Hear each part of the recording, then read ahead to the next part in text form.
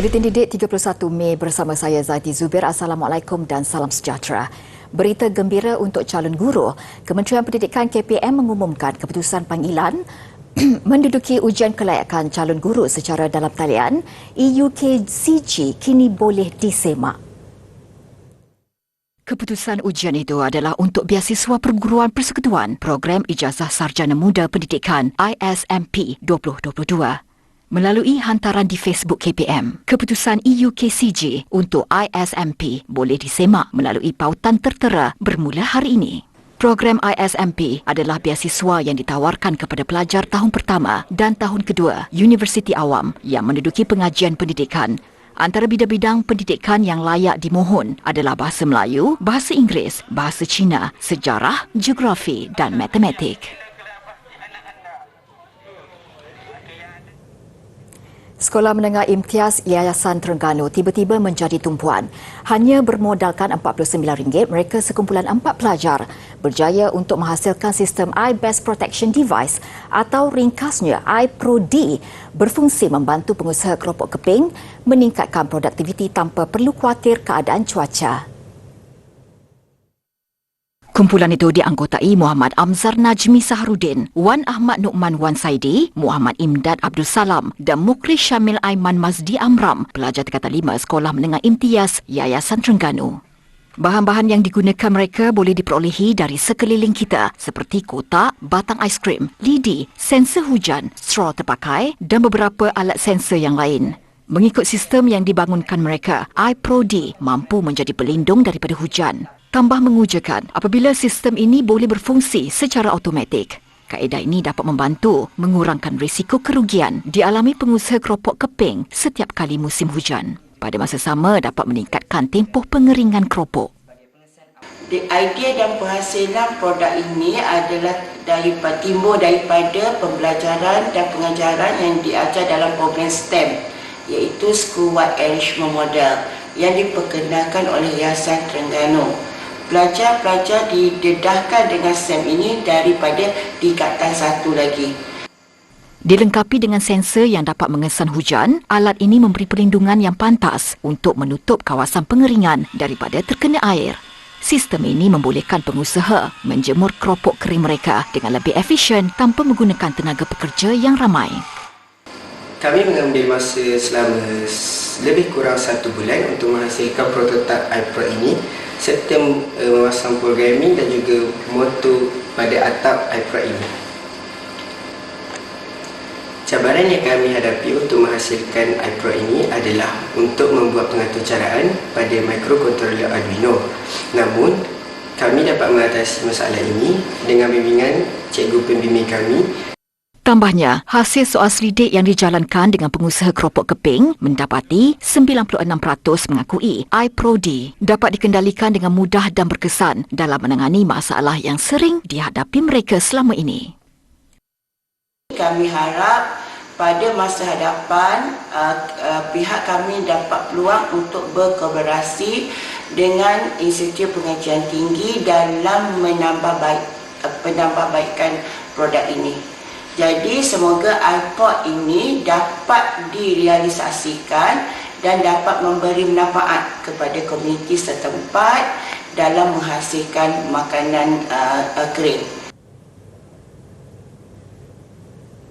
4 pelajar kurang berkemampuan menerima sumbangan skim bantuan persekolahan Yayasan Pelajaran Mara YPM. Sumbangan disampaikan pengerusi YPM Datuk Muhammad Razma Yaakob di kediaman pelajar terbabit di Kampung Baru Batu 14 Puchong dan PPR Kampung Baru Haikom kedua-duanya di Selangor.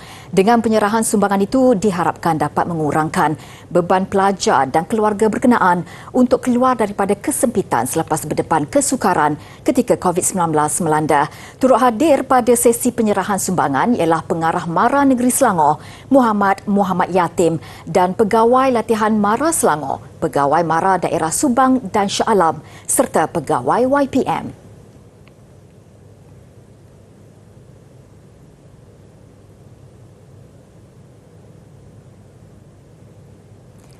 Usaha sekumpulan guru pewaris negara GPN melukis mural Terima kasih Cikgu. Sempena sambutan Hari Guru, peringkat negeri Perlis tahun ini mendapat perhatian ramai pihak. Lebih manis, pengorbanan 3 guru itu diraikan dalam satu majlis sederhana selain turut diberi sijil penghargaan. Dilukis di bangunan milik Majlis Perbandaran Kangar MPK berdekatan Taman Lencongan di Bandar Kangar. Mural yang berinspirasi daripada suasana sekolah memaparkan wajah 3 pelajar di dalam buku nota dengan ditulis 6 kemahiran kalis masa depan. Pengarah Jabatan Pendidikan Negeri JPN Perlis, Naharudin Othman, yang merasmikan mural itu menurunkan tanda tangan sebagai tanda penghargaan. Untuk jangka masa panjang, kita akan melibatkan lebih ramai guru-guru dan juga pelajar dalam usaha kita untuk membantu Majlis Perbandaran Kangar mengindahkan kawasan mereka, dan kita berharap ini juga akan menjadi satu titik permulaan bagaimana pelajar kita ini dia melihat ini sebagai satu kerjasama yang dia boleh libatkan diri dia dalam mengindahkan persekitaran. Mural berkenaan berjaya disiapkan dalam masa kurang seminggu. Ia merupakan kolaborasi bersama pihak JPN Perlis, Majlis Perbandaran Kangar MPK serta penglibatan ibu bapa, komuniti dan swasta PIBKS. Kumpulan guru berkenaan yang turut aktif dalam Persatuan Pelukis Negeri bercadang menghasilkan beberapa mural lagi sebagai usaha memperindahkan negeri Perlis. Yes, perancangan kami yang berikutnya mungkin kami akan tarik lebih ramai guru, dan mencari lokasi-lokasi yang dirasakan boleh menarik tumpuan orang ramai untuk turut serta melihat keindahan mural yang cuba kami hasilkan. Keterlibatan menyeluruh sebab bilangan pelajar di Perlis pun ramai. Jadi inilah usaha kami menggembling tenaga bersama Majlis Perbandaran Kangar dan juga Jabatan Pendidikan untuk bersama dalam menjadikan Perlis, khususnya Bandar Kangar, sebagai bandar yang cantik, bersih. Sesuai dengan tujuan asalnya, mural itu kerap digunakan pengunjung untuk bergambar kenangan.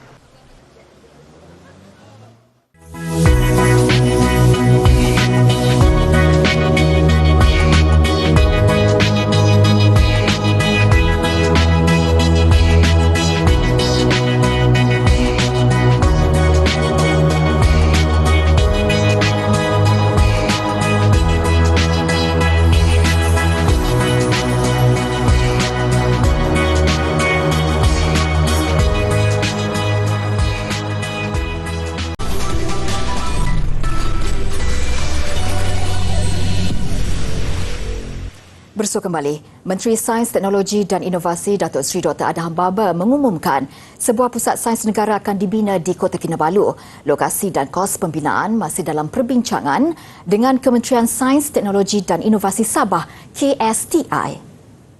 Bahawa mesti dengan kerjasama Kementerian Sains, Teknologi dan Inovasi akan membangunkan sebuah pusat sains di Sabah.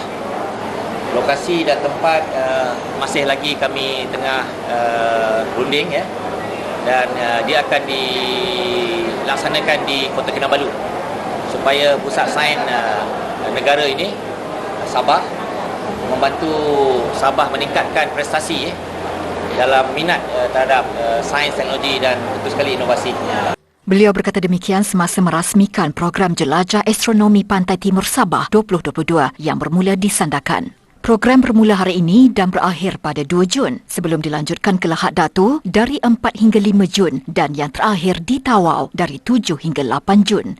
Tambah beliau, dana melalui pembiayaan Yayasan Inovasi Malaysia dan Sandbox Teknologi dan Inovasi Nasional itu akan digunakan untuk membangunkan astronomi pelancongan di Sabah. Secara tidak langsung katanya, sebuah taman astro juga dalam perancangan kewujudannya di Sandakan yang berpotensi menarik masyarakat astronomi di peringkat nasional dan antarabangsa.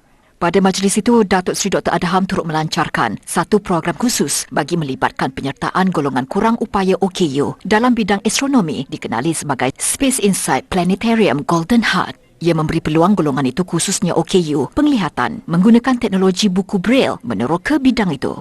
Seperti yang kamu lihat di sini ialah robot M-Bot dan mengikut manual yang disediakan oleh kotak tersebut, kami boleh membina sebuah M-Bot ini dan daripada pembinaan tersebut kami boleh belajar ilmu mekanikal. Sebagai seorang pelajar kita didedahkan kepada astronomi melalui pembelajaran secara dalam kelas. Tapi melalui program ni kita dapat kenal dari lebih mendalam dan lebih depan lagi kita mau faham benda tu. Jadi program ini sangat berkesan untuk pelajar untuk memahami apa itu astronomi dengan lebih mendalam. Program 3 hari yang akan berakhir 2 Jun ini diadakan di Dewan Masyarakat Sandakan dengan pelbagai demonstrasi dan aktiviti interaktif untuk seisi keluarga. Hanya 3 kes penyakit tangan kaki dan mulut HFMD dimasukkan ke wad rawatan rapi ICU daripada 65,535 kes yang dilaporkan. Ketua Pengarah Kesihatan Tan Sri Dr. Nur Hisham Abdullah berkata, kes pertama dan kes kedua dimasukkan ke ICU kerana mengalami komplikasi radang otak dan disahkan dijangkiti EV71. Manakala kes ketiga dimasukkan ke ICU kerana pemantauan selepas pembedahan perut. Jelas Tan Sri Dr. Nur Hisham, setakat 28 Mei lalu, sejumlah 65,535 kes HFMD dilaporkan, iaitu peningkatan sebanyak 27 kali ganda bagi tempoh sama bagi tahun 2021, iaitu 2,333 kes. Beliau berkata Selangor menyumbang jumlah kes HFMD tertinggi berbanding negeri-negeri lain, iaitu 18,525 kes, diikuti Kuala Lumpur dan Putrajaya, 8,088 kes. Tan Sri Dr. Nur Hisham berkata wabak dikira apabila terdapat 2 atau lebih kes dalam satu lokaliti dan kes mempunyai kaitan epidemiologi serta berlaku dalam tempoh inkubasi penyakit HFMD. Katanya sehingga kini sebanyak 1,505 wabak dilaporkan di Malaysia dengan 3 negeri mencatatkan kejadian wabak tertinggi iaitu Kuala Lumpur dan Putrajaya 502 wabak, diikuti Selangor dengan 172 wabak dan Perak 168 wabak. Majoriti lokasi penularan wabak berlaku di Taska, Tadika dan prasekolah, diikuti di rumah persendirian dan juga pusat jagaan kanak-kanak. Hari ini adalah hari terakhir pemberian dos 1 di bawah program imunisasi COVID-19 kebangsaan kanak-kanak PIKKIDS kepada kanak-kanak yang telah mencapai usia 5 tahun. Sejak pelancarannya pada 3 Februari lalu, lebih 1.7 juta atau 48.4% kanak-kanak berusia 5 hingga bawah 12 tahun menerima sekurang-kurangnya 1 dos vaksin, manakala 33% lagi telah melengkapkan 2 dos. Seperti yang dimaklumkan sebelum ini, bermula 1 Jun sehingga 31 Januari 2023, PIK hanya menawarkan vaksin COVID-19 kepada kanak-kanak yang baru berusia 5 tahun pada atau selepas 31 Mei melalui klinik kesihatan dan klinik swasta yang masih beroperasi sebagai pusat pemberian vaksin PPV. Ibu bapa yang berhasrat untuk memberi vaksinasi kepada anak yang baru mencapai 5 tahun dinasihatkan mendaftar dan membuat tempahan janji temu melalui aplikasi MySejahtera. Selain itu, ibu bapa juga boleh membuat janji temu secara terus di klinik kesihatan KKM.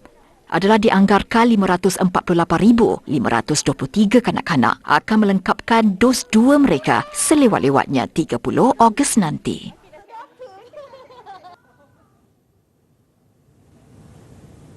Sheng Yi, anak panda ketiga daripada pasangan Zing Zing dan Liang Liang, menyambut ulang tahun kelahirannya yang pertama hari ini. Bagi meraihkannya, Zoo Negara menghadiahkan Sheng Yi sebiji kek yang diukir daripada ais. Berusia genap setahun, Sheng Yi kelihatan agak lincah. Sheng Yi yang bermaksud keamanan dan persahabatan mendapat namanya itu pada 25 Mei lalu. Mula dengan berat kira-kira 140 gram, berat terkini Sheng Yi melebihi 27 kilogram. Hari ini aktiviti untuk menyambut hari jadi Sheng Yi yang namanya baru lagi diberi dalam minggu ini. Dia berumur 1 tahun pada hari ini dan ini adalah hadiah daripada kerajaan China untuk diplomasi antara China dan Malaysia. Ketika ini, termasuk Sheng Yi dan kakaknya Yi Yi, hanya terdapat 4 ekor panda di Zoo Negara. Anak pertama pasangan itu dikenali sebagai Nuan Nuan telah dihantar pulang pada 14 November 2017. Mengikut perjanjian, setiap anak panda perlu dihantar pulang ke China apabila usianya mencecah 24 bulan atau tidak melebihi usia 4 tahun.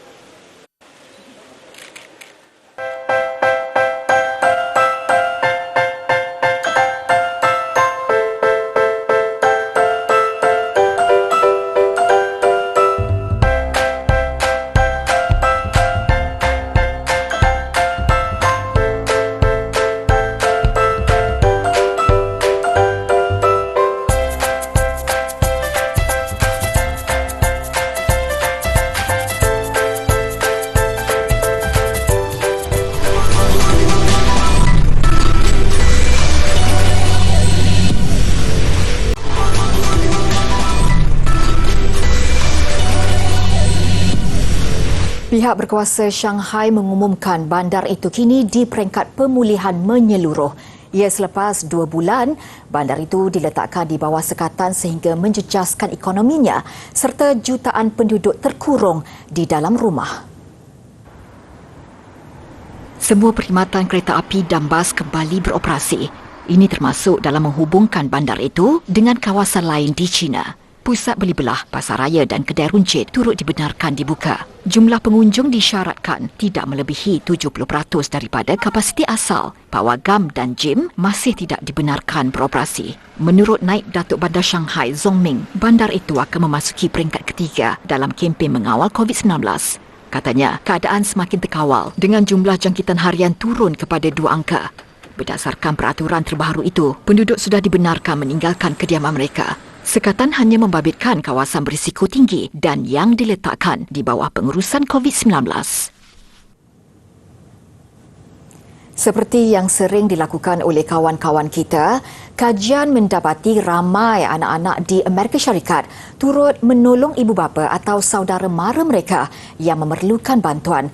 Menurut ahli penyelidik Melinda Kavanaugh, walaupun bilangan sebenar mereka sukar diperolehi, jumlahnya dipercayai mencapai sehingga 10 juta orang. Antara mereka itu Ronan Kotia, 11 tahun dan adiknya Kitten. Kedua-dua mereka membantu ibu mereka menjaga bapa mereka yang mengalami masalah tidak boleh bercakap dan berjalan akibat serangan penyakit Lou Gehrig. Bagi berkomunikasi, bapa mereka menggunakan perisian khas yang berdasarkan gerakan pada kelopak mata. Sesuai dengan usia mereka, tugas Ronan dan Kitten cuma membantu ibu mereka.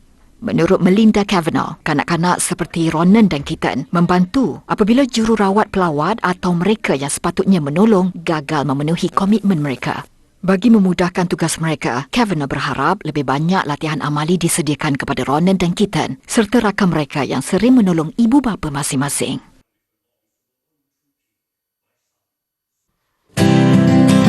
Dalam keadaan semula jadi, minyak dan air tidak bercampur seperti ini, tetapi dalam keadaan di mana dia bercampur kerana ada tekanan dan sebagainya, dia akan membentuk emulsi. So ini akan berlaku kalau kita letakkan tekanan, contoh yang sama untuk pembuatan mayonis juga. Jadi untuk kita asingkan dia semula, boleh, dia akan membentuk air dan minyak di mana kita boleh asingkan dia gunakan chemical, bahan kimia juga. Okey, Petronas ada teknologi itu di kawasan atau di bahagian produksi minyak dan juga waktu extraction ataupun ekstraksi minyak daripada bawah laut. Jadi ini hanyalah contoh saja kita gunakan minyak yang digunakan di rumah. Sebenarnya minyak petroleum adalah berwarna gelap seperti ini. Okey. Dan ini adalah minyak petroleum sebenar daripada Telaga Tapis.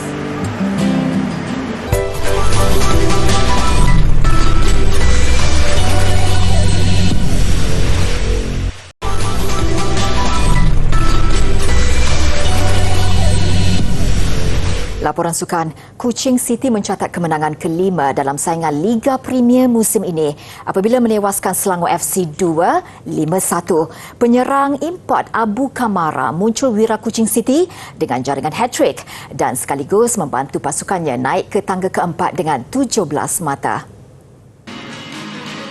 Aksi Selangor FC 2 menentang Kuching City berlangsung di Stadium Majlis Perbandaran Petaling Jaya. Kuching City, kendalian Irfan Bakti Abu Salim, beraksi cemerlang apabila mendahului 2-0 pada babak pertama. Menerusi 2 jaringan yang dihasilkan penyerang import dari Liberia, Abu Kamara, minit ke-34 dan masa tambahan separuh masa pertama.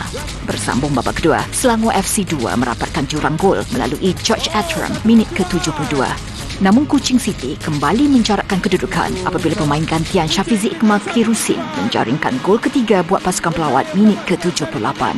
Selang 4 minit kemudian Kamara meledak hat-trick selepas mudah menewaskan penjaga gol Sheikh Ikhzan Nazril. Sebelum penyerang berusia 25 tahun itu membantu rakan sepasukannya dari Jepun, Yuki Tanigawa melengkapkan gol kelima Kuching City pada masa kecederaan. Kuching City menang 5-1. Gagal meraih kemenangan dalam 4 pertemuan menentang Hong Kong sejak November 2012 tidak menggusarkan skuad Harimau Melaya. Menjelang aksi persahabatan antara mereka malam esok, penjaga gol kebangsaan Muhammad Farizal Marlias meminta rakan-rakan sepasukan sentiasa berwaspada. Dalam sidang media menjelang perlawanan itu siang tadi, Farizal menegaskan barisan pemain harus menggunakan segala kelebihan beraksi di laman sendiri untuk meraih keputusan positif dalam setiap perlawanan. Menyifatkan aksi malam esok pasti jauh berbeza dengan Brunei. Faizal meminta pemain bersedia dengan corak permainan intensiti tinggi atau pressing game yang bakal diterapkan jurulatih Kim Panggun dalam perlawanan menentang Hong Kong. Yang sangat baik kerana kita bermain di tempat kita sendiri, jadi kita kena menggunakan full advantage yang kita ada, dan saya lihat komitmen pemain sangat baik dan saya harap benda itu akan diteruskan untuk game akan datang. Dalam pada itu, Kim Panggun sekali lagi tidak menekankan keputusan untuk perlawanan menentang Hong Kong. Beliau sebaliknya mahu supaya anak buahnya dapat menterjemahkan percaturannya di atas padang. Beliau juga menjangka aksi pasti lebih terbuka dan kedua-dua pasukan akan saling menyerang. Our players have done great job. So until today, I feel very good. So hopefully tomorrow, so that energy, passion to put into the game, to give good game to the fans. Perlawanan menentang Hong Kong akan menjadi perlawanan terakhir skuad Harimau Melaya sebelum harungi saingan pusingan akhir kelayakan Piala Asia 2023.